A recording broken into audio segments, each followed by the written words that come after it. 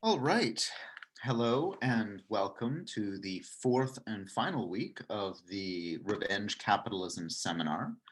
My name is Max Haiven, and I am Canada Research Chair in Culture, Media, and Social Justice at Lakehead University, where I also co-direct, along with Cassie Thornton, the Reimagining Value Action Lab.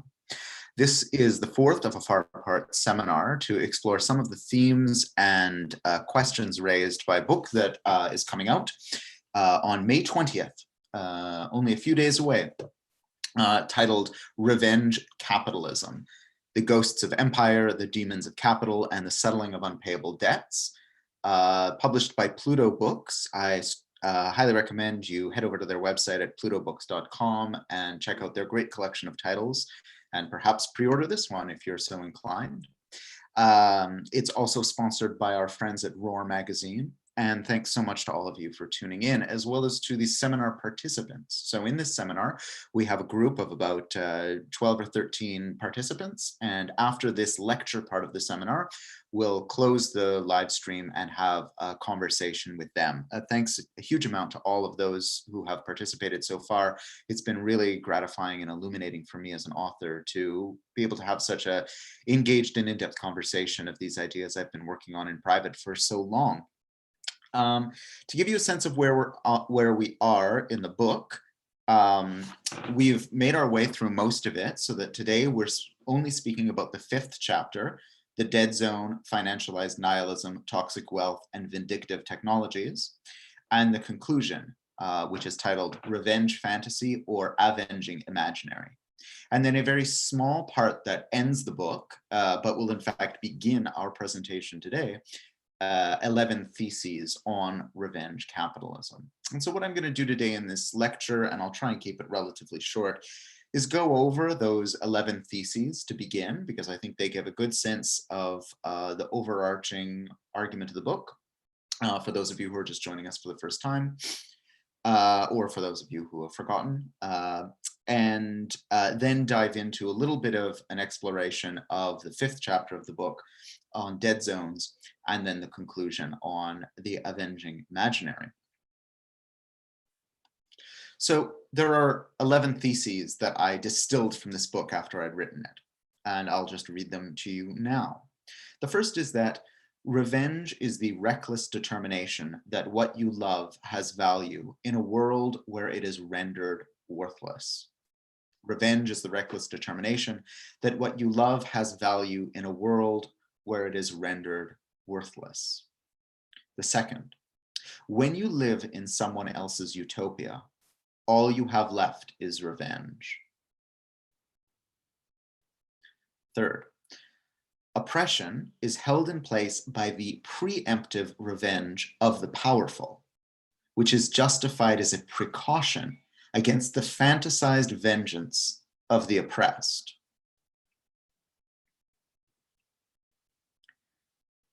Fourth, capitalism claims to have banished revenge to its borderlands. In fact, revenge is at the core and is revealed most clearly in its moments of crisis. Fifth, whereas all systems of oppression take vengeance against those whom they oppress, capitalism is unique in that the vengeance emerges from the contradictions of the system itself, without any necessary malice or hatred. Revenge is the outcome, not the motive of the system. And in a passage we were talking about a few moments ago, in another place in the book, one way of saying this is that capitalism would continue to be vengeful even if it were run by angels. Sixth, the revenge politics to which revenge systems give rise often take mistaken targets, in part because these systems mask their own vengefulness as economic necessity, peaceful justice, or human nature.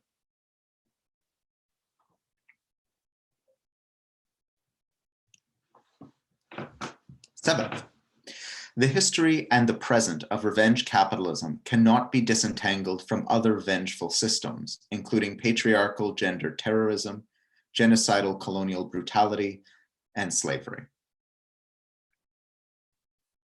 Eighth, the easy condemnation of revenge is usually the narcissism of the privileged. Revenge is not a dark cloud on the horizon. It is already upon us. Condemning it is futile. The task is to foment an avenging imaginary for revolutionary transformation. Ninth, the authors and the beneficiaries of revenge capitalism have names and addresses, but they are also all completely replaceable. Revenge capitalism's success rests in its ability to conscript all of us, or perhaps better, any of us, to its reproduction in one way or the other. 10th, sometimes a revenge fantasy is all you have. But while a revenge fantasy dreams of payback in the same coin in which the pain was issued, an avenging imaginary dreams of the abolition of that moral and political economy that gave rise to that pain and violence in the first place. And finally, 11th, the task before us is to avenge the future of peace, care, abundance, connection, and thriving that we are owed, but that revenge capitalism denies us, as well as to avenge all those who have died and continue to die, fast or slow, to reproduce this system.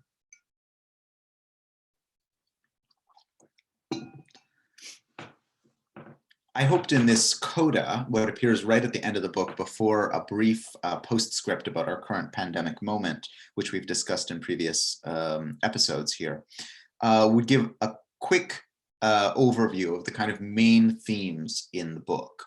And I think it's as good a place as any to start today. But now I want to turn to the final chapter of the book, which is on dead zones. Now, some of you might be familiar with the term dead zone from the film from the early 1980s by the same title, based on Stephen King's best-selling novel. In it, Christopher Walken plays the lead. And he's a man, a primary school teacher, who is injured in a car accident early on in the novel. And when he awakes from a coma, two things are significant. One of them is that he's basically been in a coma for 5 years. And very importantly, though King in his novel and Cronenberg in his film don't necessarily make this explicit, the years in which he is in a coma is from essentially the late 1970s to the early 1980s. And this is a very significant period because it represents the real shift and pivot in the global political economy and the political mood from an earlier moment of the sort of post sort of new left radicalism that was demanding a further transformation of capitalism or abolition of capitalism and imperialism, to a hard right reaction. And somehow Johnny, the main character in the Dead Zone, sleeps through this transition and goes to in the novel, it's especially clear, he goes to sleep in a time of protest and uprising, and he wakes up in a moment of incredible political and economic reaction. But the second thing is that Johnny wakes up with clairvoyant powers through skin-to-skin contact, and sometimes even through proximity to someone else. He can tell their past, their present, and their future. He's endowed with a kind of vision. And throughout the novel, Johnny struggles with what to do with his powers that make him in some ways a pariah, but also someone who would obviously be very valuable to various portions of the economy. He's mostly a recluse, but at one point in the film and the novel, he shakes hand with an up-and-coming populist politician, and he realizes that this politician, who's a kind of fundamentalist Christian and a kind of far-right populist demagogic figure, will, if allowed to run his course, trigger a nuclear war based on his own sort of ham-fisted political policies, but also his religious zeal. And Johnny then realizes that in order to prevent the end of humanity as such, and the end of civilization, he needs to assassinate this politician named Greg Stilton to prevent this terrible future from coming to pass. And it's especially clear in Stephen King's novel, as opposed to David Cronenberg's film, that Johnny's powers cannot necessarily be completely trusted because they have also led to damage to Johnny's brain. Now, when Johnny has a episode of his powers, when he sees the future or has his clairvoyant powers animated, he enters into a kind of dead zone. He loses his own subjectivity, his own sense of self, and he sort of disappears into the other. And at the beginning and the end of my chapter on dead zones, I take up this film as an interesting allegory for the moment we're in, because like Johnny, it feels like we've woken up in authoritarian far-right times. And in some ways, the whole project of Revenge Capitalism, the book, is to be a bit of a forensic to help us understand how we've entered into this age of revenge and how it's tied, as it is in The Dead Zone, the novel and the film, to deeper political economic shifts in the nature of capitalism. But further, The Dead Zone also gives us a profound metaphor, which I'll return to at the end of my description of the chapter today. Now, the metaphor of the dead zone is very potent because it's something that actually exists in the world. It's something that happens to aquasystems. So to cut a very long story short, and I'm sure my friends who are biologists will hate me for how quickly I'm going to breeze over this. But essentially when a dead zone forms in an aquasystem, which is usually on a coastline or a lake or a set of rivers, is that industrial agricultural products, specifically nitrogen and phosphate, from fertilizers typically, flow into a water system such as the Mississippi water system in the United States. And they slowly accumulate at the end of that water system, where it empties into a large lake or an ocean, as it does in the case of the Mississippi in the Gulf of Mexico, near New Orleans and near the sort of delta in Louisiana.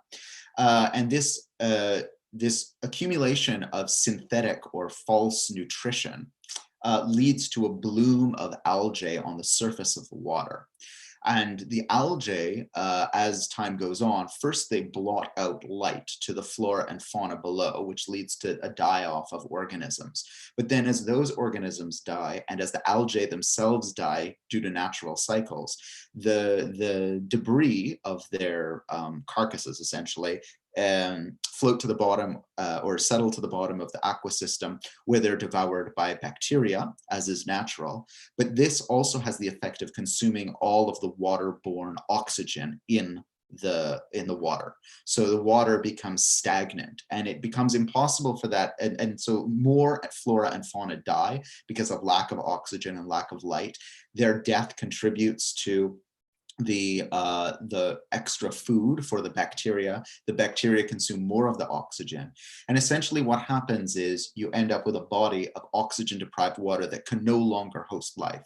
Now, this process known as eutrophication occurs cyclically in nature without human intervention. However, in nature, it typically is a cycle that restores itself on a much more rapid basis.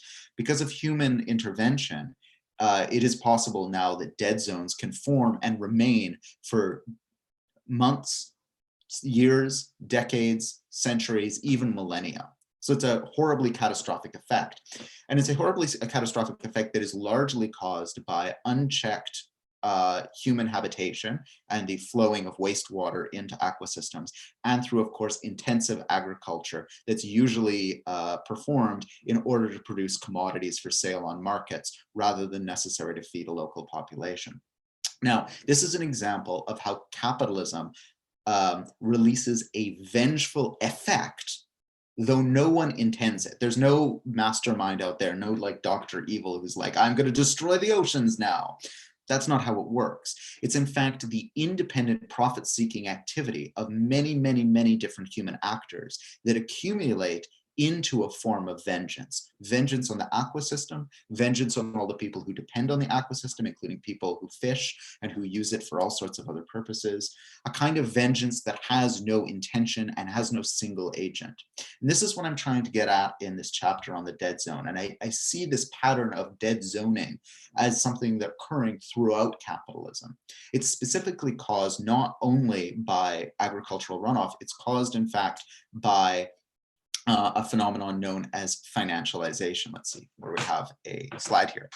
Financialization is a process where more and more aspects of the capitalist economy become dominated by financial imperatives. They become dominated by the needs and the drives of high finance, speculation, the finance, insurance, and real estate markets that are looking for short-term profit as materialized on international markets.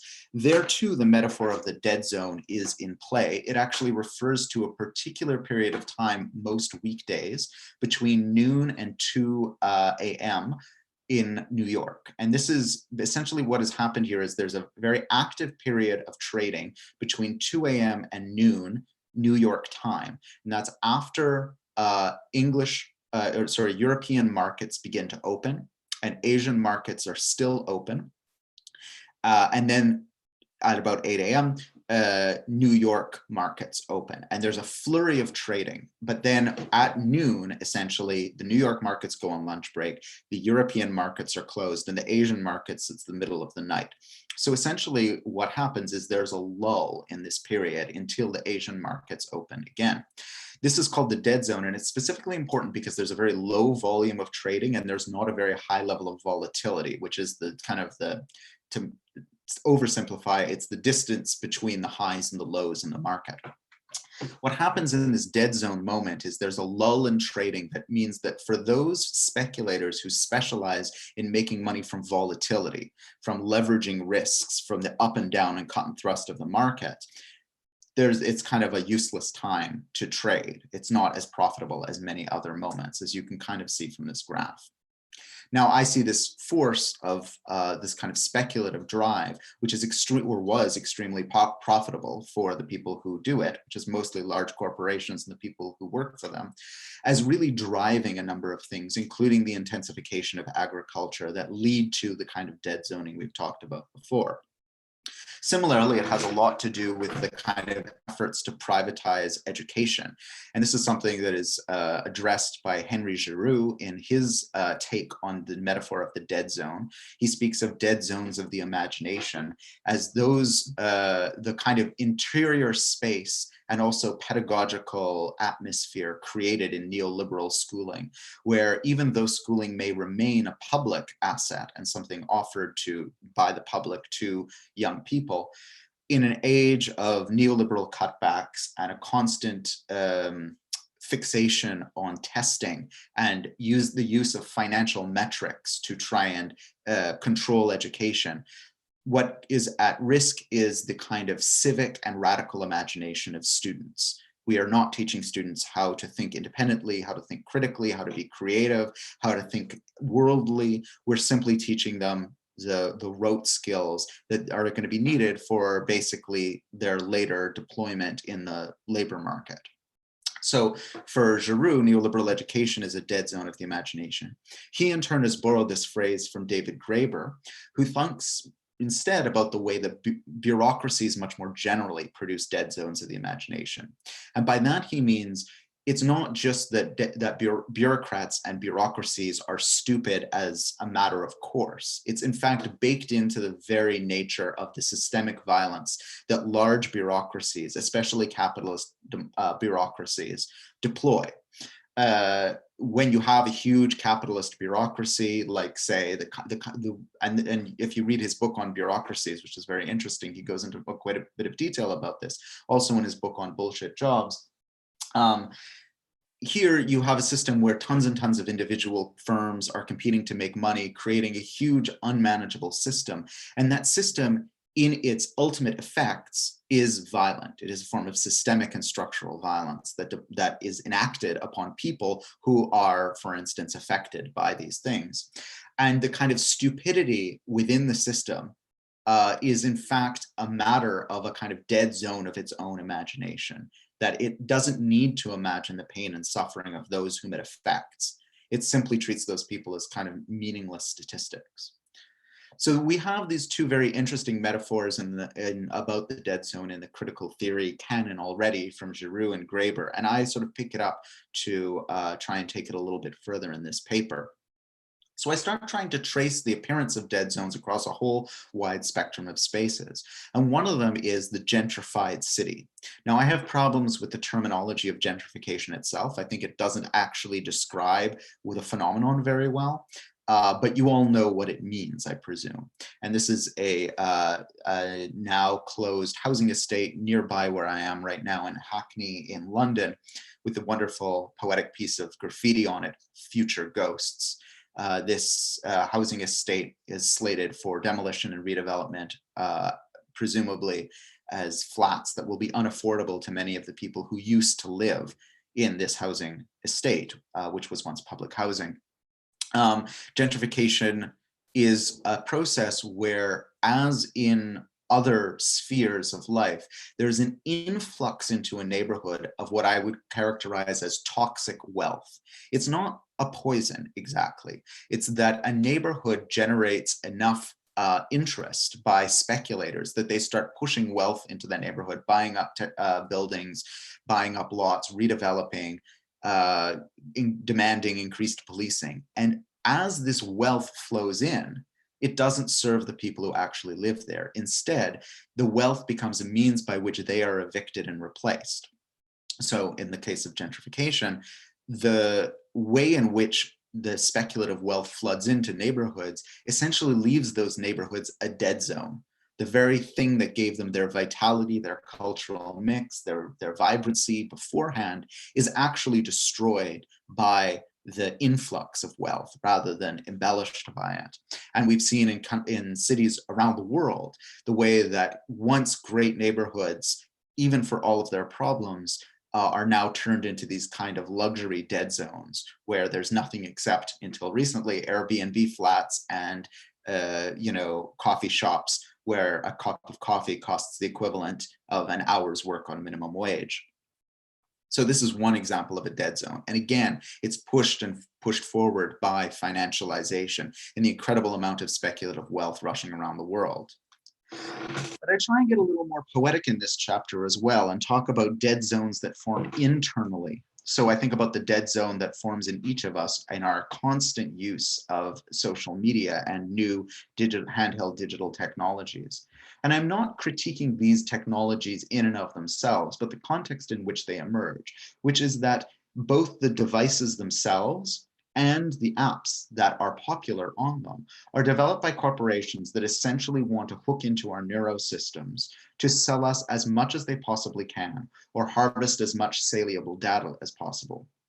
There might be a different world, a different parallel reality where these technologies were created in order to do something different, but we're deceiving ourselves if we don't recognize that the reason why Instagram exists is not because of our great love for sharing images. It's in order to make its parent corporation, Facebook, as much money as possible. And as you watch this, likely on YouTube, it's also worth noting that Google and YouTube are in on this game as well. And we know quite a bit from the work of, for instance, James Bridle and others about the way in which YouTube's what to watch next algorithms try and keep us hooked in what I call an infinite scroll, as this animated GIF indicates.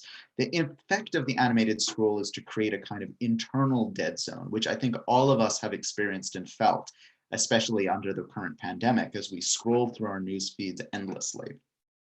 This is akin to what Eric Loving calls platform nihilism, a sense of constant stimulation without transformation that has, I think, quite dangerous political effects.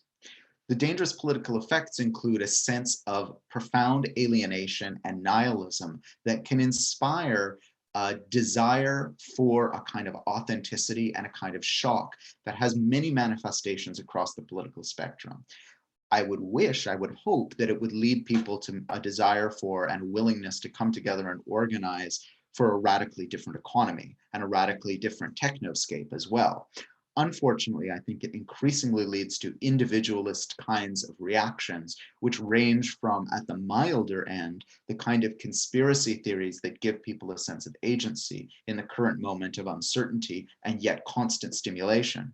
And at worst, it leads to the kind of pathological and usually hyper-patriarchal forms of violence, such as mass shootings as well. I can't go into it in great detail, but I invite you to read the chapter. Now, ultimately, I argue that the dead zone has always been at the heart of power. And I take up an insight from Marx, which is taken up by many others as well, which is to say that at the core of any system of power, there is a fundamental dead zone. In Marx, it's that there's a dead zone at the core of the bourgeoisie, the ruling class.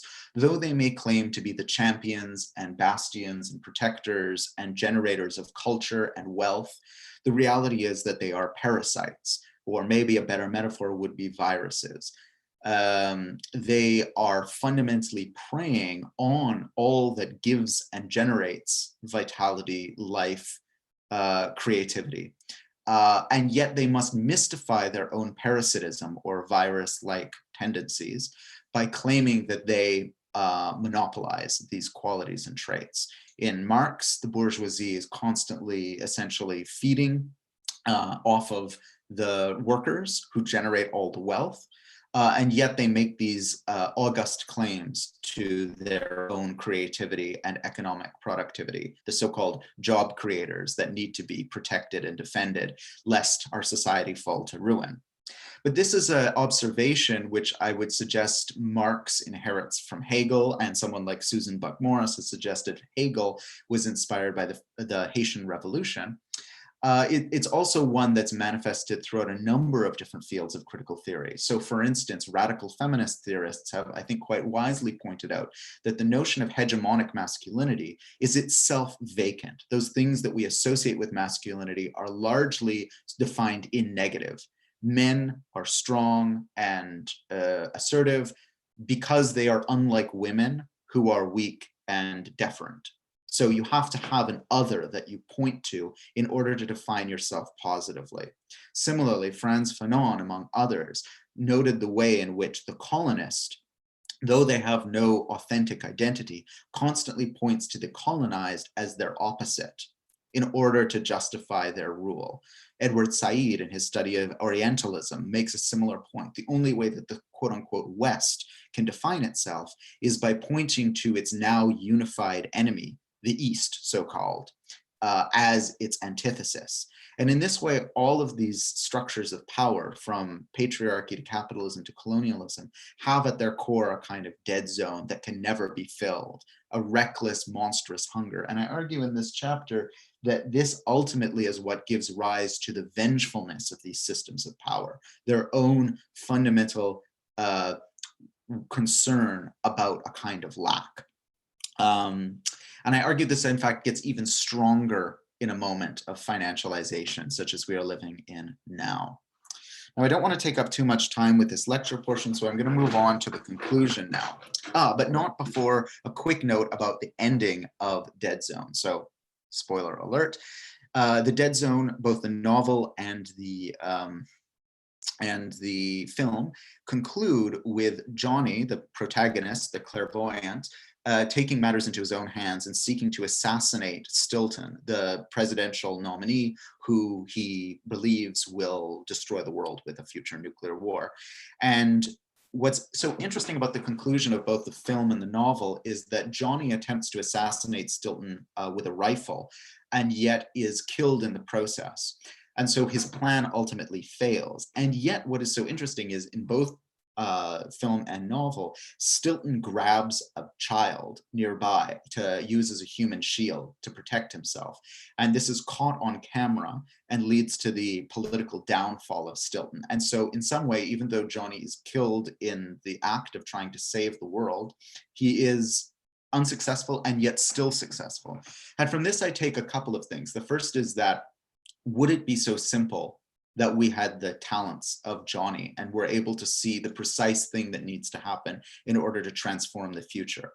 We aren't so lucky. Unfortunately, there's no silver bullet and there's no silver target, so to speak.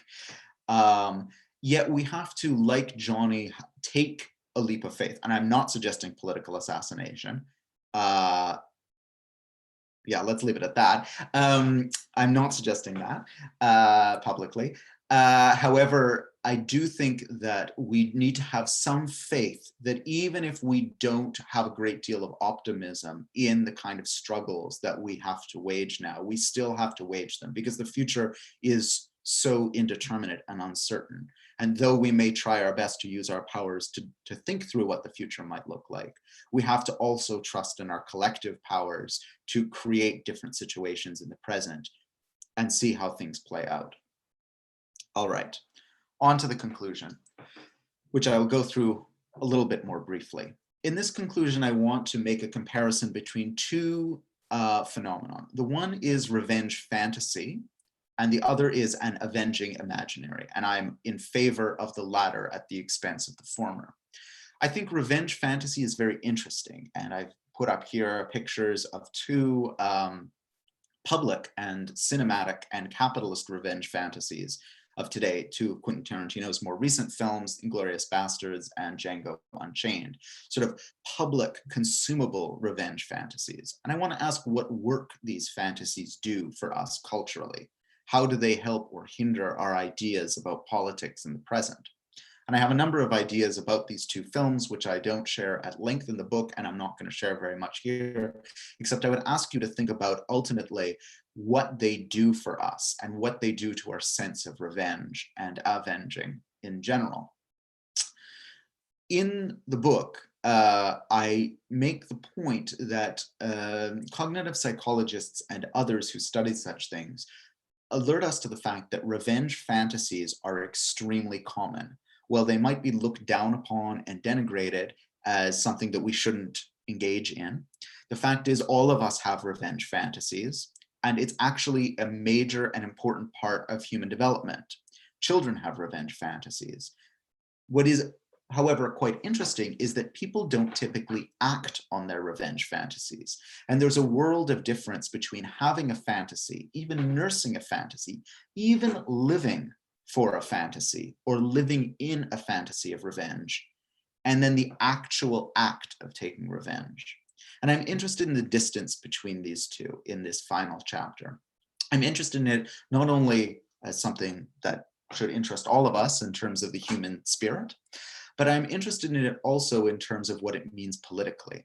And throughout the book, I entertain the notion, that a lot about the rise of the most virulent forms of revenge politics can be explained by usually far-right revanchist political parties, as in here, the Nazis, cultivating revenge fantasies that brew and fester in the public consciousness and giving them a kind of expression. And in this conclusion, I draw upon the work of Ernst Bloch, the Marxist philosopher who himself was in exile from Germany during the Nazi period.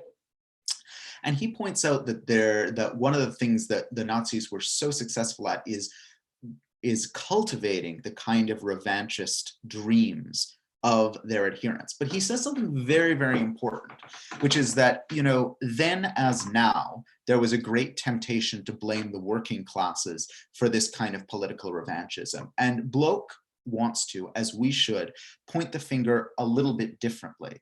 Bloch is interested in the petty bourgeoisie, which is a Marxist term for the operatives and functionaries of the capitalist system. These include small shopkeepers, clerks, maybe small-time lawyers, functionaries, people who make the capitalist system go around but are not workers. They're often self-employed or professionals, and at the same time not really capitalists. They aspire to be capitalists, but they are in no way in control of the economy. This is a group that, as I characterize it, are in a limited way privileged within the capitalist system, but also generally powerless within it.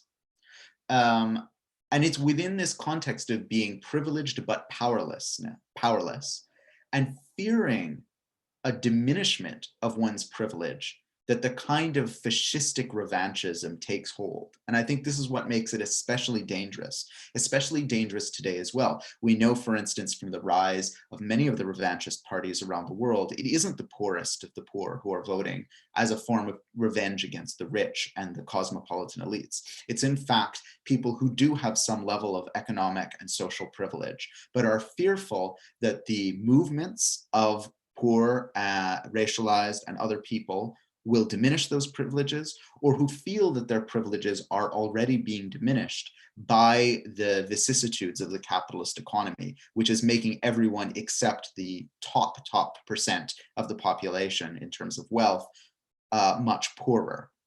So there's something about being caught between privilege and powerlessness that is extremely dangerous. And I think in a neoliberal capitalist economy, it is even more profound because unlike the time of the 1920s and 30s when the rise of the Nazis, today all of us are encouraged to imagine and take on what might be called a petty bourgeois disposition, which is to say all of us under capitalism to some extent enjoy some degree of privilege, some of us much more privileged than others. And here I want to distinguish the way I'm using privilege from the way in which it plays out in many sort of left-wing discourses, but let's keep with it for now.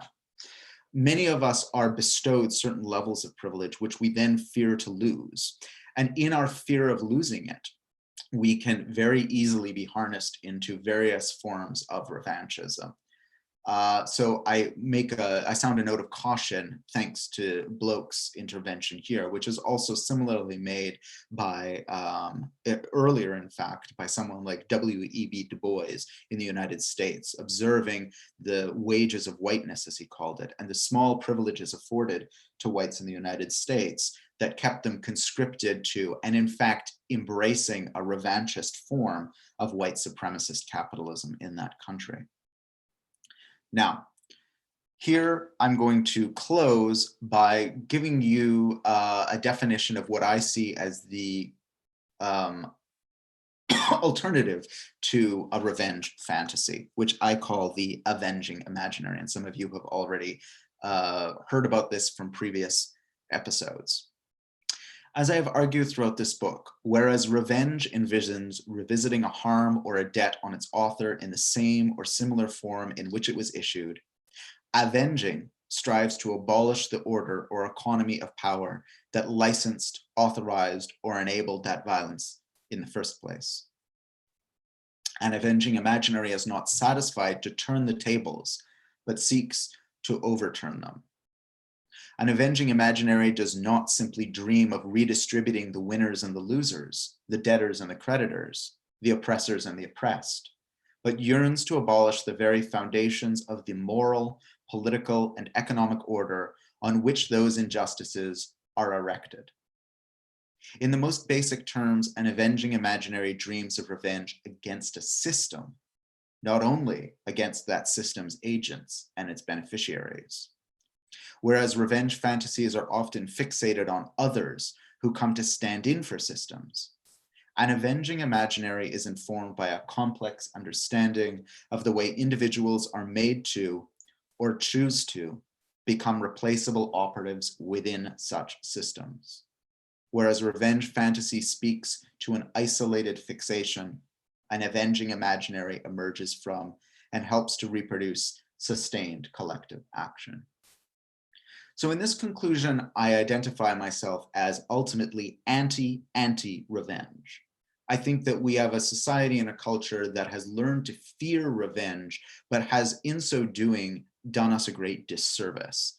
I think we need to dwell with and think about, and to a certain extent, reframe and recast revenge. And my attempt to do so is by developing this terminology around avenging as a collective response that seeks to abolish the system that has caused the revenge in the first place.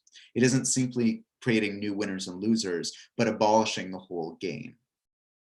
Now, in this book, I think I disappoint many of my readers who were looking perhaps for a very clear pathway towards certain kinds of social justice and social movement action.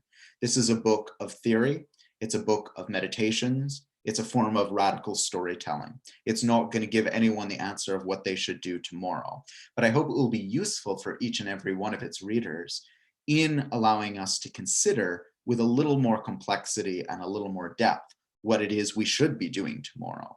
And also recognizing that the context in which we struggle and in which we fight now is one where revenge, the cat of revenge, so to speak, is already out of the bag. Revenge politics are here. They are germane to and emerge from a form of revenge capitalism which dominates the economy and gives rise to the kind of revenge politics we're seeing all around us. To the extent those who hope for a better world are simply satisfied to continually condemn revenge and not think through it carefully, I think we cede very important and very dangerous ground to our enemies. So let's conclude then with a few passages about what an avenging imaginary is constituted by that come at the very end of the book. And the avenging imaginary is not simply a privately nursed grudge or a collective flight of fancy. It is an abolitionist vision cultivated in the collective experience of refusal of a revenge system. Second, though the finding of common cause and the sharing of pain and rage is a vital aspect of allowing revenge fantasy to cohere into an avenging imaginary, such an imaginary is a matter of not only fellow feeling, but common practice. This practice can take the form of acts of refusal, of rebellion, and even of destruction. But it can also take the form of new modes of cooperation, of care, and of creation. These practices are undertaken literally in spite of a system that is seeking to take its revenge on us. Third, an avenging imaginary is rooted in the reckless determination and relentless insistence that what you love has value within a system that renders it worthless, disposable, and surplus. Maybe it's your life, your kin, your ancestors, or the earth. Insisting on the value of what or whom you love is an ongoing act of revolutionary refusal and creation. Fourth, an avenging imaginary holds individuals to account for the part they play in revenge systems of oppression, exploitation, and agony, but recognizes that these systems themselves must be abolished. It refuses to reconcile itself with these systems. It may forgive individuals, recognizing that systems force all of us into some degree of complicity, but it does not forgive these systems. And finally, or almost finally, an avenging imaginary surpasses the revenge fantasy of a short, sharp, revolutionary break with the past, and while not giving up on the importance of the destruction of revenge systems, insists on experimenting with and building new institutions, forms of cooperation, and modes of care in the present, forms which actively deprive revenge systems of resources and allow people to survive outside of their blackmail, while at the same time setting the stage for the society to come. And finally, an avenging imaginary takes Benjamin's caution, parsed in chapter 1 of the book, to heart. In his reading, the anti-capitalist struggle is one that dreams of answering an intergenerational call. For this reason, he argues that in Marx's work, the proletariat appears as the last enslaved class, as the avenger that completes the task of liberation in the name of generations of the downtrodden. Thus, for Benjamin, it is not enough, and it is indeed dangerous, to focus triumphantly on the struggle as the redeemer of future generations. Because to do so would be to cut the sinews of our greatest strength by making us forget both our hatred and our spirit of sacrifice. For both are nourished by the image of enslaved ancestors rather than liberated grandchildren. There is, we must remember, a secret agreement between the past generations and the present one. Our coming was expected on earth. Like every generation that preceded us, we have been endowed with a weak messianic power, a power to which the past has a claim. That claim cannot be settled cheaply. I should go without saying, Benjamin's notion of ancestors here has very little to do with genetic or biological ancestry and has everything to do with our ancestors in struggle, those who came and fought before us. And I think as we enter the post-pandemic moment soon enough, these words will continue to haunt and continue to motivate in ways that I hope will allow us to chart our way to not only a brighter future, but also, as Benjamin argues, to avenge the crimes and cruelties that capitalism and other systems have waged in the past, and allowing us to develop a different system that would allow for cooperation, care, and creativity on an unprecedented level. It's towards that end that the book is dedicated. I hope you are also dedicated towards that end. I hope that we will be able to work together towards that end. So thank you for tuning in to this episode. We're going to go now to the seminar participants. And if you're interested in the book, once again, you can purchase it from Pluto Books. Please do so. Like all small presses at the moment, they are struggling and they need our support to be able to continue publishing in this great intergenerational fashion that indeed answer both Marx and Benjamin's call and the calls that so many of us have to create bastions for critical thought and action into the 21st century. So thanks so much.